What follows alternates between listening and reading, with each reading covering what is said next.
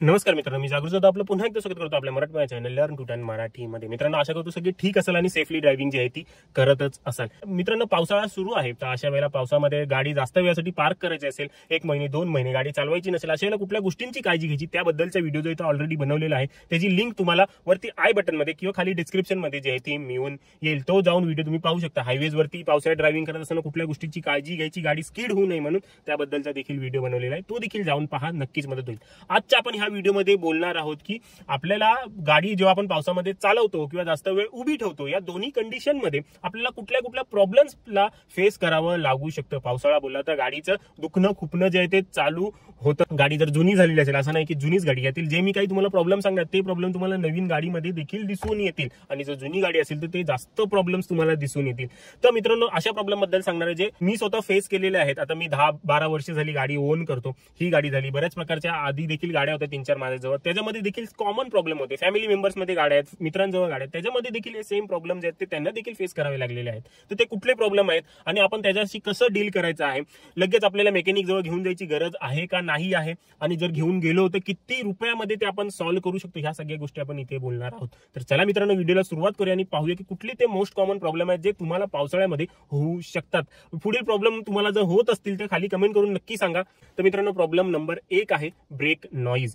पावसाळा सुरू झाला, पावसामध्ये ड्रायव्हिंग झाली तर ब्रेक मधून वेगवेगळ्या प्रकारचे शिट्टी सारखे आवाज येणे किंवा वेगवेगळ्या प्रकारचा आवाज येणे आपल्याला सुरुवात होते. तो आवाज कसा मिळतो? ब्रेक पॅड्स मध्ये काहीतरी माती, खडी किंवा पाणी वगैरे आल्यामुळे हे आवाज जे आहेत ते आपल्याला येत असतात. सर्व्हिस सेंटरमध्ये गेला, तुमची गाडी वॉरंटीमध्ये आहे आणि तुम्ही सर्व्हिस सेंटरमध्ये गेलात किंवा चला ब्रेक पॅड बदलूया, तर ते तुम्हाला लगेच ब्रेक पॅड्स बदलून देणार नाहीत. नॉर्मली क्लीन करून देतील, आणि क्लीन केल्यानंतर 5-6 दिवस जर गाडी तुम्ही पावसामध्ये चालवते तो प्रॉब्लेम आहे तोच होणार आहे. तुमचं काय झालं? काहीच नाही झालं. प्रॉब्लेम आहे तो तसंच आहे. तुमच्या सर्व्हिस सेंटरमध्ये जायचा वेळ वाया गेला, तुमचा पेट्रोल वाया गेला, ह्या सगळ्या गोष्टी वाया गेल्या. मेकॅनिक जवळ जाल तर तो देखील तेच करणार आहे. तुम्हाला काय सांगणार नाही की बाबा हे पावसाळ्यामध्ये येतच असतं. तुम्हाला जे ते ब्रेक पॅड्स क्लीन करून दिले जातील, तात्पुरता आवाज येणार नाही, नंतर आवाज यायला पुन्हा सुरुवात होईल. तुम्हाला सर्व्हिस सेंटरमध्ये देखील तेच सांगितलं जाईल की पावसाळ्यामध्ये हे कॉमन आहे, तर काही दिवस इग्नोर करा. पावसाळा गेल्यानंतर जर पुन्हा आवाज येतोय तर अशा वेळेला आपण नक्कीच त्याच्यावरती ऍक्शन घेऊ शकतो. परंतु पावसाळ्याच्या दिवसामध्ये नॉर्मल बारीकसा आवाज ब्रेक मधून येणं हे मोस्टली कॉमन आहे. तुमच्यावरती आहे, तुम्हाला जाऊन ते चेंज करायचं आहे. सर्व्हिस क्लिनिंग जरी नॉर्मली केली, बाहेरचा मेकॅनिक आरामात तुमच्याकडनं 500-600 रुपये घेईल आणि सर्व्हिस सेंटरमध्ये 1000 रुपये घेतले जातील. परंतु 2 दिवसांनी तो प्रॉब्लेम पुन्हा येणार आहे. आता देखील माझ्या ह्या गाडीत देखील आता देखील तो आवाज जो आहे तो येतोच आहे पावसाळ्यामध्ये. परंतु ब्रेकिंग मध्ये काही एक फरक जाणवला नाही आहे. ब्रेकिंग मध्ये जर तुम्हाला फरक जाणवतोय तर अशा वेळेला तुम्हाला घेऊन जाणं गरजेचंच आहे. आणि मित्रांनो, दुसरी गोष्ट आहे जी की सगळ्यांना फेस करावी लागते, की पावसाळ्यामध्ये जर तुमची गाडी तुम्ही जास्त वेळ उभी ठेवताय, जर उभी राहते, तर अशा वेळेला उंदरांपासूनचा त्रास आपल्याला खूपच जास्त होतो. पावसाळ्यामध्ये पाणी जे आहे ते सगळं रस्त्यावरती तुंबतं. मग ते रस्त्यात तुंबलेलं पाणी त्या जिथे उंदीर राहतात त्यांचे बिळं असतात त्याच्यामध्ये ते जातं. मग ते उंदीर बाहेर येतात आणि आपल्या गाडीमध्ये जे आहेत ते कोपऱ्यामध्ये लपतात, फायरिंग वगैरे चावतात. तर अशा वेळेला आपण काय करू शकतो? एक म्हणजे आपण बाहेरनं मेकॅनिककडनं वगैरे अँटीराइटचा स्प्रे वगैरे ते करून देतात, अँटीराइटची प्रोटेक्शन ते करून घेऊ शकता. किंवा जर तुम्हाला वाटतं की बाबा उंदीर राहू नये, तो काय लगेच येऊन पहिल्याच दिवशी येऊन लगेच चावून जाणार नाही आहे, तर तुम्हाला वाटतंय नाही यावं, तर तुम्ही दर 2 दिवसांनी या गाडी स्टार्ट करा. त्याला जर हालचाल जाणवली गाडीमध्ये तर अशा वेळेला ते अजिबात येणार नाहीत. जेव्हा त्यांना हालचाल जाणवत नाही, काही नाही, त्यावेळेला ते येऊन तिकडे घर करतात. आणि दुसरी गोष्ट, तुम्ही घरगुती उपाय देखील वापरू शकता. ते कुठले उपाय आहेत त्याची लिंक तुम्हाला इथे मिळून येईल. तर उंदरांचा प्रॉब्लेम देखील आपल्याला खूप कॉमनली होतो. आणि मित्रांनो, पुढील प्रॉब्लेम आहे मॉइश्चरचा प्रॉब्लेम.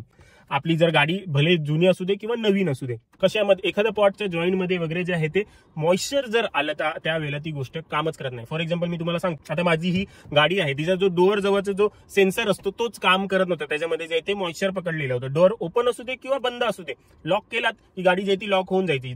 जनरली काय होतं, जेव्हा आपण डोअर ओपन ठेवतो आणि गाडी लॉक केली तर आपल्याला इंडिकेशन देते की बाबा तुमचा डोअर जो आहे तो ओपन आहे. पण तेव्हा तसं होत नव्हतं.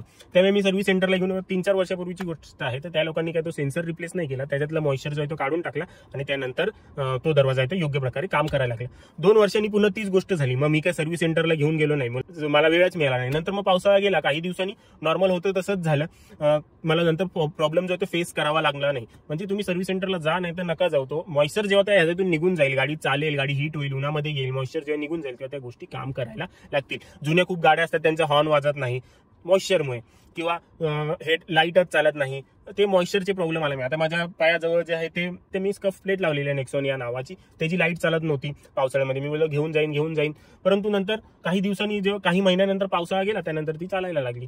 मॉइश्चर असं जमलं की त्या गोष्टी जे आहेत ते चालत नाहीत. कधी कधी तुम्हाला सांगितलं असेल याच्यावरती इंडिकेशन लाईट येते का, तर मॉइश्चर नाही. आता हा सर्व्हिसची तुमचा चॉईस आहे, तुम्हाला गाडी घेऊन जायची का नाही घेऊन जायची, काय प्रॉब्लेम नेमका आलेला आहे त्यावरून तुम्ही डिसाईड करू शकता. ह्याच्यातून सांगण्याचं माझं तात्पर्य हे आहे की मॉइश्चरमुळे देखील काही गोष्टी चालत नाहीत. अशा वेळेला तो समोरचा व्यक्ती सांगेल, मेकॅनिक सांगेल हा पूर्ण पार्ट खराब झालाय, तर त्याच्याकडनं आधी व्हेरीफाय करून घ्या की नक्की पार्ट खराब झालाय का. हॉर्न कधी कधी वाजत नाही मॉइश्चरमुळे, तो सांगेल नाही हॉर्नच बदलावा लागेल, 1000-1500चा फटका येईल. आधी चेक करून घ्या, समोर डोळ्यासमोर पहा, करून द्या. त्याला मला पुन्हा लाव, 2-3 वेळा लावून बघ, वाजून बघा. कधी कधी ह्या समोरच्या युनिटमध्ये देखील मॉइश्चर येतं, ते सगळं करून पहा, त्यानंतरच पुढची प्रोसेस जी आहे ती करा. कारण पुढील प्रॉब्लेम आहे बॅटरीचा प्रॉब्लेम. बॅटरी जी आहे ती वीक होण्याचा, बॅटरी पटकन एका सेल्फमध्ये गाडी स्टार्ट न होण्याचा, हे प्रॉब्लेम जे आहेत ते आपल्याला पावसाळ्यामध्ये फेस करावे लागतात. गाडी स्टार्ट होत नाही आहे तर अशा वेळेला काय करू शकतो, अशा वेळेला 2-3 सिनेरिओ असू शकतात. आणि एक गोष्ट लक्षात घ्या, कधीच तुमची गाडीची बॅटरी जी आहे ती लगेचच पूर्णतः खराब होत नाही. तिच्या अगोदर पॉवर कमी होते, मग ती पॉवर हळूहळू अजून कमी होत जाते, त्यानंतर मग ती जीव सोडते, लगेच ती कमी होणार नाही. अशा वेळेला जर बॅटरी लो झालेली असेल, तुम्ही बॅटरीवाल्याला बोलून जम्प स्टार्ट करून पाहू शकता, किंवा ती बॅटरी घेऊन जाऊन पूर्ण चार्जिंगला लावू शकता. 200-250 रुपये फक्त खर्च येतो, त्याला तुम्ही इथे बोलवाल तर तो पैसे जास्त घेईल. बॅटरीचा प्रॉब्लेम येऊ शकतो, तुमची बॅटरी 5-6 वर्षापेक्षा जुनी आहे तर अशा वेळेला ती चेक करून पहा वीक झाली आहे का.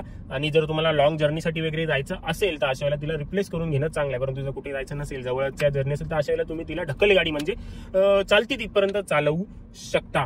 जर बॅटरी जुनी आहे तर तिला गरम ठेवणं आपल्याला खूप जास्त गरजेचं असतं. तिला जर थंड पावसाचा वारा लागला तर अशाला प्रॉब्लेम होऊ शकतो. त्यामुळे इंडोर पार्किंग जे तुमच्या जवळ असेल तर ती देखील तुम्ही करू शकता. आणि मित्रांनो, पुढील प्रॉब्लेम जो आहे तो मोस्ट कॉमन प्रॉब्लेम आहे पावसाळ्यामध्ये, सगळ्यात तुम्ही देखील फेस केला असेल, तो म्हणजे घाण वासचा. जेव्हा आपली गाडी पूर्णतः पॅक असते आणि आपण 5-6 दिवसानंतर गाडीमध्ये जातो तेव्हा घाण वास यायला लागतो आपल्याला. असा खोमट वास येतो, काहीतरी असं कोंडून ठेवण्यासारखा आपल्याला वास येतो. तर ह्या वास पासून आपण कसं वाचू शकतो, सगळ्यात महत्त्वाची गोष्ट म्हणजे गाडी जास्त वेळासाठी पार्क करण्या अगोदर ते सगळी क्लीन करून तुम्ही पार्क करा. किंवा क्लीन करून पार्क करताना येत नसेल तर एखादं जे ते परफ्यूम किंवा ज्याच्यामुळे हे ह्युमिडिटीचा स्मेल येणार नाही अशी प्रोडक्ट तुम्ही तुमच्या गाडीमध्ये ठेवू शकता. तर ते कुठले प्रोडक्ट आहेत ते जर तुम्हाला हवे असतील तर त्याची लिंक मी डिस्क्रिप्शन मध्ये देईन. पण सगळ्यात बेटर आहे तुम्ही जर क्लीन करून वगैरे सगळी गाडी ठेवाल तर मोस्टली स्मेल जो आहे तो येणार नाही. पण जर तुम्ही परफ्यूम वगैरे ठेवाल तर त्याच्यानी स्मेल तर येणारच नाही, परंतु जर तुम्ही गाडीत बसलात तर एक चांगला प्लेझंट सुगंध तुम्हाला नक्कीच येईल. तर मित्रांनो, हेच काही जे मोस्ट कॉमन प्रॉब्लेम आहेत जे आपल्याला फेस करावे लागू शकतात.